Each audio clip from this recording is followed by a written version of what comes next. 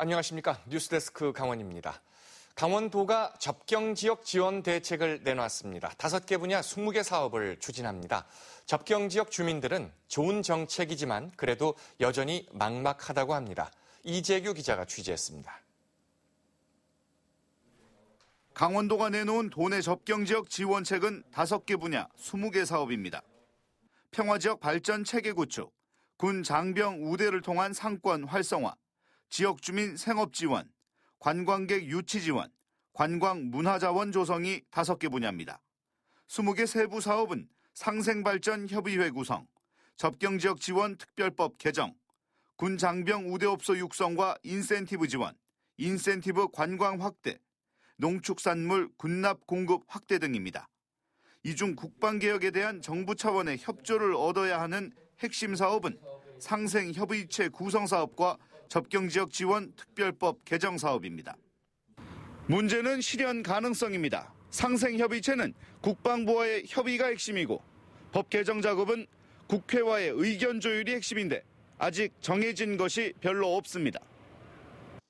강원도는 국방부와 사전 협의 결과 장관이 아닌 차관이 참석하는 자리가 될 가능성이 높아 보인다고 밝혔습니다.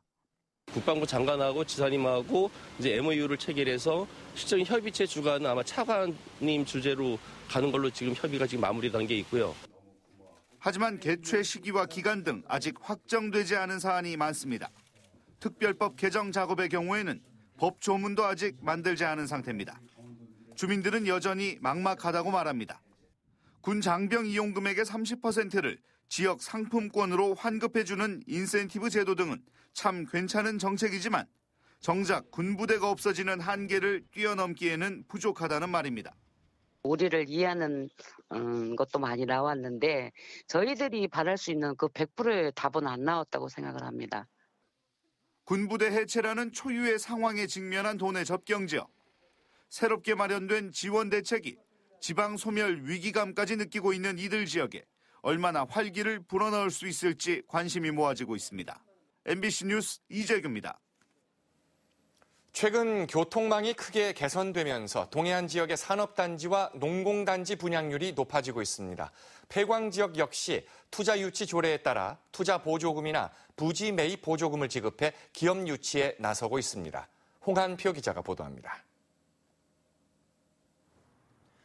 태백시 동점 산업단지입니다. 10월 말 준공 예정인데 미리 분양받은 강원 테크노파크 원료산업지원센터는 건립 막바지 단계에 들어섰습니다. 태백시는 다음 달 준공을 앞두고 남은 16피지에 대한 분양에 나서고 있습니다. 폐광지역 지원 조례에 따라 투자 보조금 30%, 부지 매입 보조금 50% 등을 지원할 계획입니다. 폐광 지역에만 지원되는 그 보조금을 그 본사 이전 보조금이나 그 투자 보조금에 대해서 좀 더 풍성하게 타 지역에 비해서 차별화되게 지원할 수 있습니다. 넉넉한 폐광기금 지원에 힘입어 삼척과 정선의 농공단지 상당수도 분양을 완료했습니다. 동해안 지역은 KTX와 고속도로 등 교통망 개선 효과를 보고 있습니다. 강릉은 과학 일반 산업단지가 88%까지 분양률이 치솟았고 주문진 제2농공단지도 61%까지 뛰었습니다. 강릉시는 유치 업종도 완화했습니다. 일정 규모 이상의 투자나 일정 이상의 어떤 고용을 하면 토지를 이제 아주 저렴하게 또는 무상으로 하는 그런 조건들을 가진 조례 개정을 추진 중이고요. 양양군도 농공단지 2곳에 폐수 처리 부담금을 60%까지 지원하고 있는데 분양이 마무리 단계에 있습니다. 산업단지나 농공단지 입주업체가 늘어날수록 지역 경제 유발이나 일자리 창출 효과가 커서 동해시나 고성군, 삼척시 등은 새로운 산업단지나 농공단지를 조성하거나 검토 중에 있습니다. 다만 입주업체들이 자리 잡기까지는 판로 확대나 업체 홍보에 대한 지원책이 필요합니다. 중앙정부와 중앙에 위치한 대기업이라든가 이런 정보 제공, 중소기업에 대한 정보 제공 확보에 심혈을 다해야 된다고 생각합니다.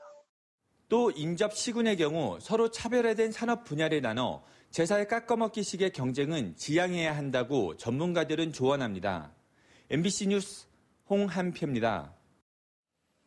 일제 강점기에 군수물자 연료를 보충하기 위해서 소나무 껍질을 긁어내 송진을 채취한 상처의 흔적이 아직도 남아 있습니다. 도내에서만 10곳, 전국적으로는 43곳의 소나무 숲에 아픈 역사의 흔적이 생생합니다. 이웅 기자가 보도합니다. 수령이 100여 년 된 노송들로 이루어진 강릉시 초당동의 소나무 숲입니다. 소나무 껍질마다 V자 모양의 흠집이 보입니다. 길이가 1m 가까이 돼 보일 정도로 제법 큽니다. 강릉시 옥계면의 다른 소나무 숲도 상황은 비슷합니다. 역시 커다란 생채기가 소나무 곳곳에 남아 있습니다. 일제 강점기 때 남겨진 상처의 흔적입니다. 당시 일본은 전쟁에 필요한 항공 연료 조달을 위해 이처럼 소나무 껍질을 벗기고 긁어내 송진을 뽑아 기름을 만들었습니다.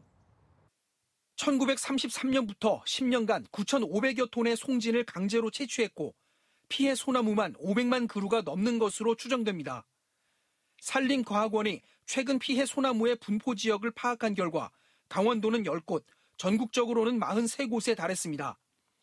강릉시 초당동과 옥계면을 비롯해 삼척 준경묘와 설악산 울산바위, 평창 남산 등 모두 소나무가 밀집한 곳입니다. 다행히 자연재해 등으로 고사한 경우를 제외하면 지금까지 생존한 피해목들은 큰 이상 없이 긴 세월을 잘 버텨온 것으로 나타났습니다. 지금 남아있는 나무들은 우리가 건강성을 조사해 보니까 어느 정도 다 건강한 상태로 이렇게 평가가 됐습니다. 그러니까 남아있는 소나무는 건강한 상태입니다. 국립산림과학원은 송진 채취 피해목의 생육지를 산림문화자산으로 등록해 역사적 가치를 남기고 일제강점기의 아픈 역사를 알리기로 했습니다. MBC 뉴스 이용입니다. 국토교통부가 영월 등 전국 3곳에서 드론 전용 비행 시험장을 시범 운영합니다. 시범 운영지는 영월과 충북 보은, 경남 고성 등 3곳으로 앞으로 7개월 동안 정부는 이곳에서 드론 제작이나 활용 기술 개발에 관련해 집중 지원합니다. 국토부는 이달까지 영월 등 3곳에 드론 이착륙장과 비행통제센터, 정비고 등을 세우고 드론 업체들이 전문 장비를 지원받아 각종 실험을 할 수 있도록 했습니다. 이번 드론 시험장 시범 운영은 국가가 전문적으로 지원하는 첫 사례로 시범 운영 결과를 거쳐 내년에 드론법을 시행합니다. 강원FC가 인천 유나이티드와의 홈 경기에서 아쉽게 비겨 K리그 4위 탈환에 실패했습니다. 강원FC는 오늘 춘천 송암스포츠타운에서 열린 인천과의 하나원큐 K리그 1 32라운드 경기에서 전반 22분 강지훈의 첫 골에 이어서 이영재의 추가골로 승기를 이어갔지만 후반전에 내리 2골을 내주면서 2대2 무승부로 경기를 마쳤습니다. 이로써 승점 1점 차로 대구FC에 내주었던 4위 자리를 되찾지 못하고 5위에 머물게 됐습니다. 강원은 오는 10월 2일 울산전에 이어 6일 상주와 이번 시즌 마지막 경기를 펼칩니다. 최북단 동해 북방어장이 다음 달부터 6개월 동안 개방됩니다. 속초해양경찰서는 최근 북방어장 개방을 앞두고 조업 중 어선 월선과 필압, 조업 규정 준수 등 역할에 관한 관계기관 대책회의를 개최했습니다. 어로 한계선과 북방 한계선 사이 연한 5에서 35해리 구역에 있는 동해 북방어장은 총 면적 204제곱킬로미터로 지난해는 808척의 접경 해역 어선들이 조업을 벌였습니다. 오는 10월 2일부터 국정감사에서 진행될 도내 기관들의 감사 일정이 확정됐습니다. 춘천지방검찰청과 강원지방기상청이 7일에 가장 먼저 감사 일정이 잡혔고 원주지방환경청 10일, 춘천지방법원과 강원대학교, 강원대병원, 강원도교육청, 해군일함대 사령부 현장 시찰, 건강보험공단, 건강보험심사평가원이 14일, 강원랜드와 대한석탄공사, 한국광해관리공단이 15일입니다. 올해 국정감사는 10월 2일부터 시작돼 24일까지 진행되는데 대통령 비서실과 경호처 등은 11월 1일, 국가정보원 등 국회 정보위원회 감사는 11월 4일부터 6일까지 열립니다. 산림청이 관리하는 전국 국유림 명품숲 정보가 국민에게 공개됩니다. 산림청에 따르면 전국 35개 명품숲 가운데 도내에는 홍천 가리산 잣나무숲과 인제 원대리 자작나무숲, 양구 DMZ 펀치볼 숲 등 모두 10개소가 국유림 명품숲으로 지정 관리되고 있습니다.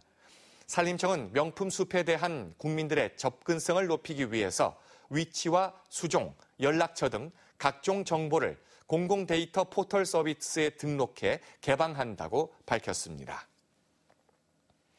강원도 내 주택을 가진 미성년자가 900명이 넘는 것으로 나타났습니다.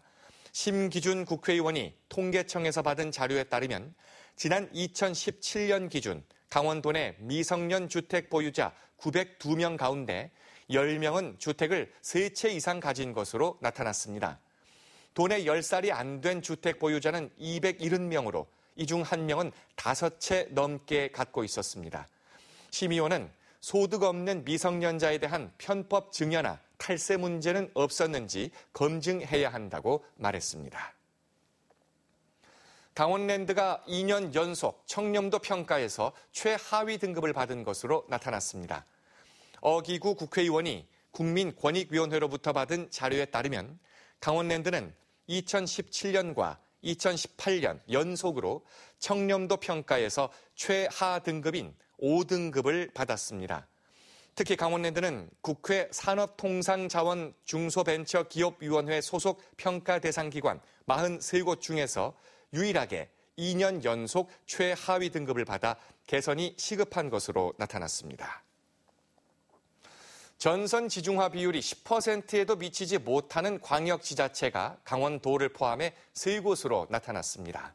민중당 김종훈 의원이 한국전력공사에서 받은 자료에 따르면 강원도의 2018년 전선 지중화율은 8.8%로 경북 전남과 함께 한 자릿수 비율을 보였습니다. 이상으로 뉴스데스크 강원을 마칩니다. 고맙습니다.